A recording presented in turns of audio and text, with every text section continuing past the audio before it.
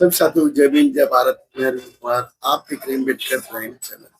साथियों, अभी मैं गाजियाबाद कोर्ट के अंदर हूँ और हमारे साथ बैठे हैं शशि वाला जी। बाबा साहब को जो है और उनकी विचारधारा को जन जन तक पहुंचाने का काम करते हैं। आज जो मेन मुद्दा चल रहा है वो यूजीसी का। यूजीसी जो कि कहा जाए दलित समाज, SC ST OBC और उसके अंदर एक और जो माइनॉरिटीज शब्द आ जाता है, जो कि चाहे मुस्लिम हो, चाहे सिख हो, चाहे ईसाई हो, जैन हो, बौद्ध हो, जो कि माइनॉरिटीज में आते हैं, उन सभी को जो है एक नया उन सभी को जो एक समाधान के रूप में उन सभी के लिए एक जो उनकी बुनियादी जरूरतें थी, उन जरूरतों को लेकर, या फिर जो कहा जाए कि उनकी सुरक्षा को लेकर जो वर्तमान गवर्नमेंट ने एक मुद्दा दिया। बेशक वो मुद्दा वर्तमान में 27 के उत्तर प्रदेश के चुनाव को लेकर पैदा किया सरकार ने, लेकिन उस मुद्दे की जो जड़ थी उस समाज को लाभ पहुंचा सकती थी। उस लाभ को कहें तो हमारे ही जो देश के अंदर जो मनुवादी व्यवस्था है, हमारे देश की जो कि ब्राह्मणी व्यवस्था है, उस व्यवस्था ने विरोध किया और 3% के विरोध के बाद सुप्रीम कोर्ट ने उस पर स्टे दे दिया। अभी वो मुद्दा खत्म नहीं हुआ, अभी वो लड़ाई खत्म नहीं हुई, लेकिन किस तरीके से आज देखा जा रहा है, इस पर हम बात करते हैं शशिवाला जी से। जय भीम। जय भीम। पहले तो प्राइम अम्बेडकर चैनल को बहुत बहुत बधाई और आपका बहुत बहुत साधुवाद कि आप नए नए मुद्दे लेके जो समाज के लिए बहुत जरूरी है, आप उन मुद्दों पे बात करते हो। आपके चैनल को बहुत बहुत साधुवाद। जैसे आप यूजीसी के बारे में बात कर रहे हो, तो यूजीसी अभी एक कोर्ट के द्वारा स्टे दिया गया है, जिसमें कहा गया कि यूजीसी जो है अभी रोक लगी हुई है मार्च तक के लिए, क्योंकि जो यूजीसी जो लागू हुआ था उसमें जो 15% है, 10 में से 3% जो लोग हैं उन लोगों ने उसका विरोध किया। विरोध उन लोगों ने किया है जो लोग नहीं चाहते कि ये जाति व्यवस्था जो है खत्म हो, वो नहीं चाहते कि ये बराबरी पे आ जाए। उसमें एक जैसे यूनिवर्सिटी में एक संस्था या डिपार्टमेंट तैयार किया गया, जिस डिपार्टमेंट में 12 लोगों की एक कमेटी थी, जिसमें हर वर्ग का, उसमें ओबीसी का भी था, SC का भी था, ST का भी था, टीचर भी थे और उसमें जनरल कास्ट के भी रखे गए थे। उसका मेन उद्देश्य था कि जो रैगिंग वगैरह जो होती है जाति को देखते हुए, लोगों जो छात्र हैं या वो परेशान करते हैं या फिर जाति देखकर बच्चों की जो कॉपियां जो होती हैं उनके मार्क्स काट लिए जाते हैं। नौकरियों में जो फॉर्म भरते हैं उन फॉर्म में जाति को देख के उन्हें नॉट फॉर सुटेबल कर दिया जाता है।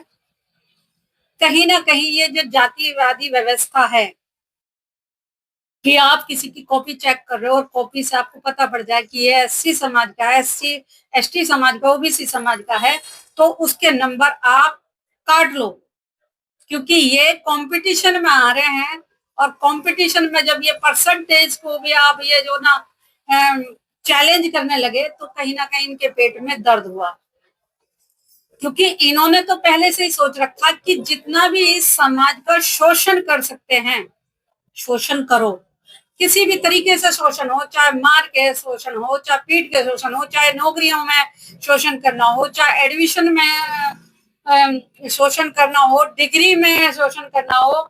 अभी आपने कुछ 2 साल भर पहले, 2 साल पहले देखा होगा, ये प्राइवेट कॉलेज में एक प्रिंसिपल ने SC बच्चे का एडमिशन इसलिए नहीं किया कि वो SC समाज से था, और उसने कहा कि तुम जैसे लोगों को एडमिशन नहीं दे सकते, जो करना करो, और उसने जाति सूचक शब्दों से अपमानित किया उस बच्चे को। वो वीडियो बहुत वायरल हुई थी। अब यही चीज अगर आप देखो, रोहित वेमुला जो था, मारा गया, शोषण का शिकार हुआ, एक तरीके से हत्या उसकी की गई। फिर डॉक्टर जो थी, उनका नाम है, मैंने भूल रही हूँ अभी, उनका मर्डर भी इसी तरीके से, पायल, डॉक्टर पायल, उनके साथ भी वही वो हुआ। कितने लोग हमारे अच्छी पोस्ट पर होने के बाद भी, लेकिन उनके साथ जो क्रिटिसाइज किया जाता है और इतना घृणा अपराध कर देते हैं कि उन्हें या तो नौकरी छोड़नी पड़ती है या उन्होंने खुदकुशी करनी पड़ती है। इस चीज को देखते हुए ये एक कानून आया था जिसका इन 3% लोगों ने विरोध किया और सरकार उनके दबाव में आई, 3% लोगों के दबाव में। और 3 दिन में, ठीक है ना, 100 में से 15% जो लोग हैं, उन लोगों ने इतना दबाव गवर्नमेंट पे बना दिया कि सुप्रीम कोर्ट ने विपक्ष के वकील को सुना भी नहीं और सीधे सीधे जो कह दिया कि ये समाज के लिए, देश के लिए हानिकारक है, इस पे अभी सुनवाई के लिए रोक लगा दी जाती है।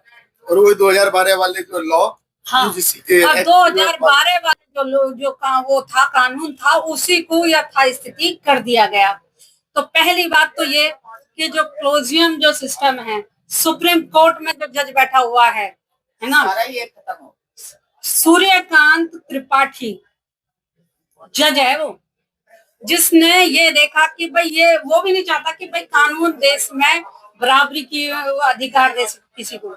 उसने भी ये सोचा, अरे हम लोगों के अत्याचारों पर तो ये SC/ST एक्ट लग जाएगा, ये कानून ऐसा आ जाएगा, इतना भयंकर आ जाएगा, हम कुछ नहीं कर पाएंगे। तो उसने अपनी मानसिक स्थिति को दोहरा दिया और उसने उस पर तुरंत रोक लगाई। लेकिन इससे उसे नुकसान क्या था? किससे? ये जो UGC अगर लागू हो जाता तो नुकसान क्या था?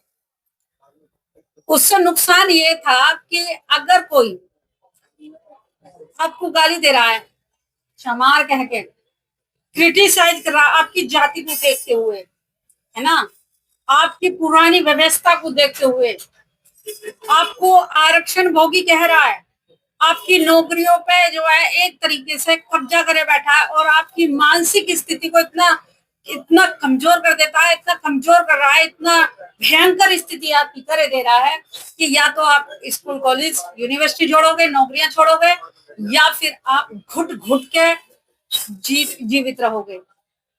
क्या फर्क पड़ा उस नियम सीधो इतना इम्पोर्टेंट है जैसे अब जो उसका जो नियम जो था, उसका नियम ये था कि उसमें सीधे था कि अगर कोई UGC के तहत कानून उस पे जो अपराध बनता है, तो उसमें ये था कि उसमें कार्रवाई बाद में होती रहेगी, जांच बाद में होती रहेगी, पहले उसे उसकी सजा मिलेगी, पहले उसे जेल जाना पड़ेगा।